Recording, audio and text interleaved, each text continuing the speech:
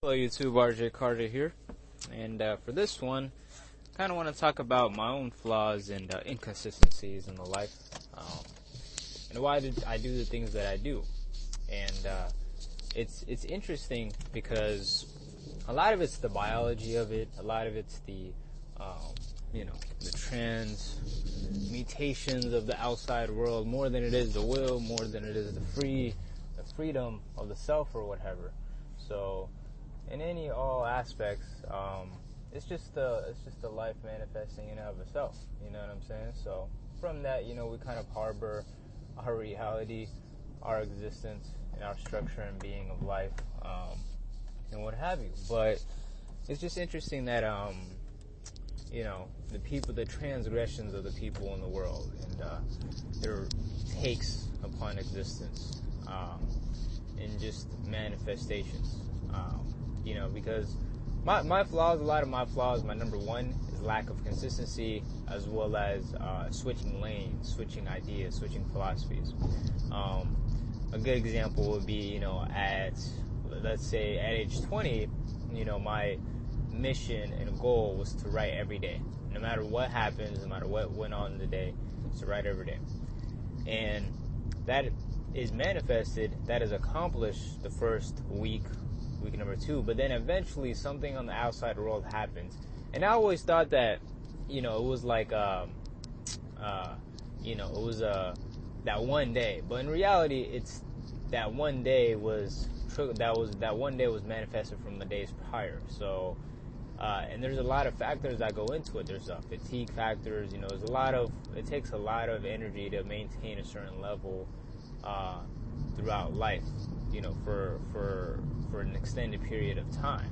So from that scale, you just gotta view it and see it as such, because the thing about it is, you could blame the self for the past, but a lot of it has to do with the outside world, a lot of it has to do with the biology, a lot of it has to do with circumstances, the lack of knowledge. So a good example is let's say a person is gonna be writing every day.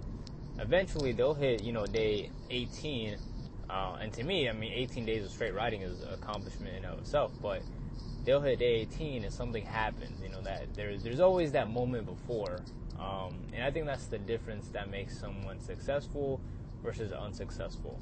There's day 18 when the fatigue hits, when the nausea hits, when the I don't care about this anymore hits, when the I can quit right now hits. That's when the discipline factor kicks in. That's when discipline ears his ugly face. That's when the demons of difficulty, of lethargicness, of laziness, of rationalization, really, I think a lot of it's rationalization, right?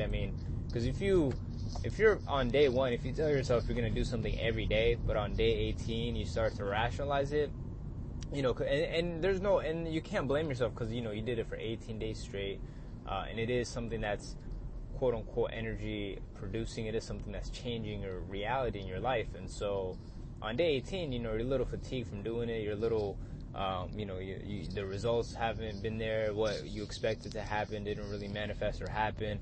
So on day 18, there's a changing of the life in a sense. So from that perspective and from that scale, you get an interjection, interweaving concept.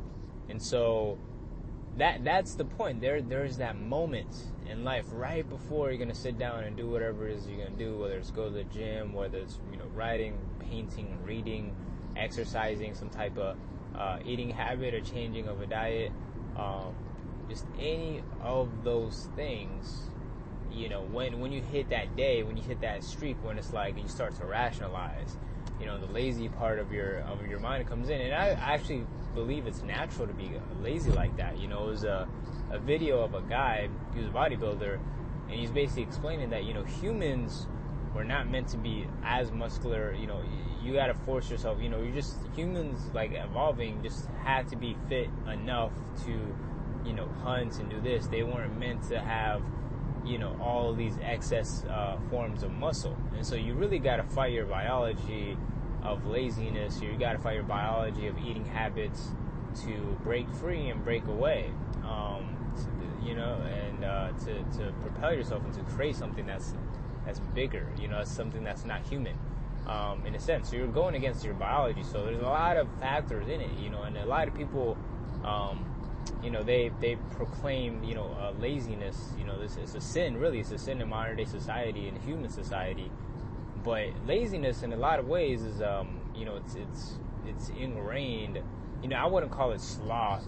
It's sloth of the deadly sin, but just relaxing and just doing nothing after the day's work is done. And a good example is a lion or any animal for that matter. Once they've had their belly full, once they've ate what they had to eat, they're hanging out, they're chilling. They're, once they've got their nest, once they've got their food and their nourishment, they're kind of relaxing and not really caring about the life.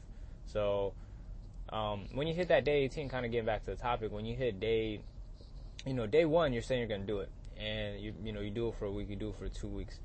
There's always that day, the third week or whatever, that you want to give up, you want to quit. And me personally, I've always quitted for whatever reason. I've always kind of rationalized it, whether it's going to the gym, whether it's anything really, whether it's, attempting to be a great sports player, even in video games. You could argue, I'll have that mindset, okay, if I play an hour a day, if I practice this, if I do this, I'll be a great player, yada, yada.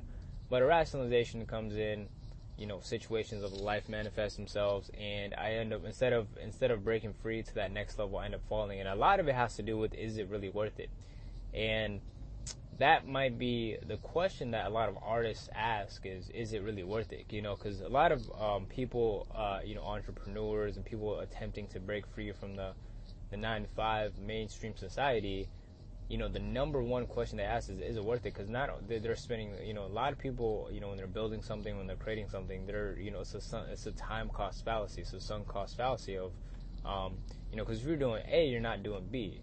So, you really got to rationalize your mind. You really got to, go into your cognitive bias and ask, is me spending all this money, energy, and time going to college versus not going to college worth it?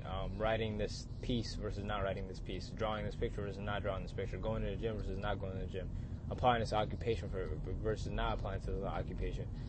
All these sunk cost fallacies that at the end of the day, you got to sit there and ask yourself, was it worth it? Was it worth the time, energy, and stuff like that?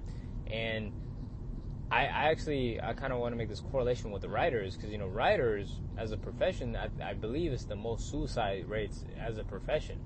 And you got to ask yourself, why is that? Writing, it seems as a profession, it seems like a fun thing to do, right? You're creating these stories, you're drafting up these projects, especially if you have a passion for it. And you kind of, and if you're successful, you kind of live a lucrative life. And even himself, writing a book is an accomplishment. Not too many people in life in the world can say they wrote a book. So for you to have that on your resume, it's a great accomplishment. For you to have a physical, being, a physical thing that you've manifested and created through your mind, it's a very huge accomplishment. But throughout history, they've always committed suicide. And the question, is why? And I believe it's that sunk cost fallacy. If you're spending all this time, energy, resources, in creating and crafting something, and nobody reads it, nobody cares for it, or you don't become successful at it, because one of the points of being, sitting down and, moving your fingers versus doing some hard physical labor or doing some, other type of mental straining work is that you don't want to do the other type of straining work or mental physical labor. You kind of want to move your fingers around and use your mind to manifest money for yourself. And so when you don't manifest money, then the cognitive bias of sunk cost fallacy kicks in, whereas, man, all this time writing this book that I didn't gain anything of, that I didn't get a publishing deal of, I could have, studied this and became this, I could have went to this and done that kind of thing. So, and that's the question, every person on the come up, going back to the quote,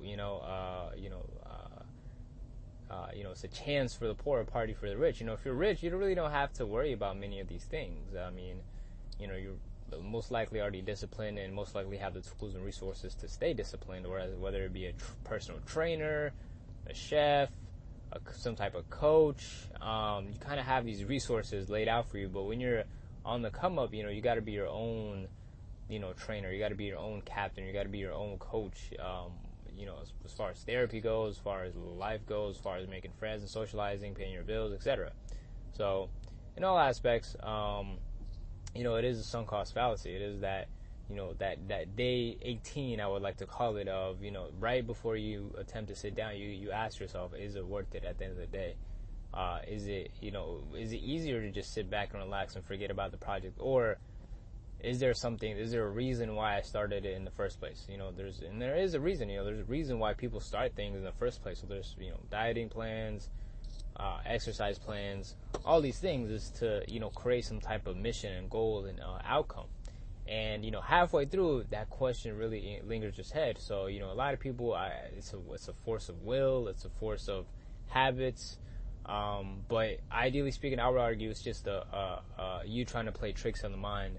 And really, playing tricks on the mind just means, eating better, putting yourself in situations. If you want to write every day, you got to have a pen and journal in your room, A, and B, have it be accessible, easy.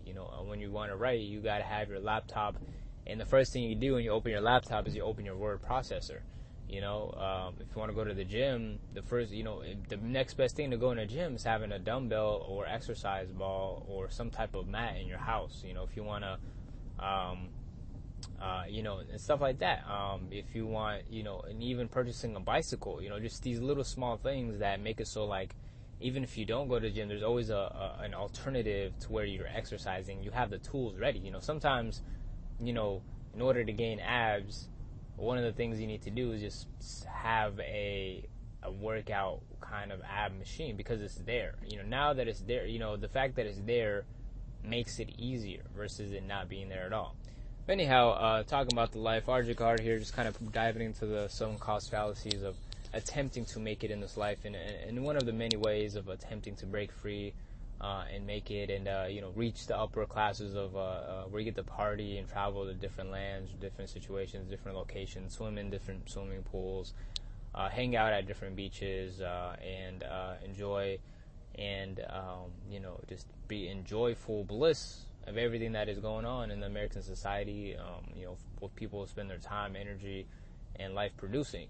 Just kind of enjoy it all. Be able to dive into different hobbies and disciplines and the mastery of the self. Till next time, peace.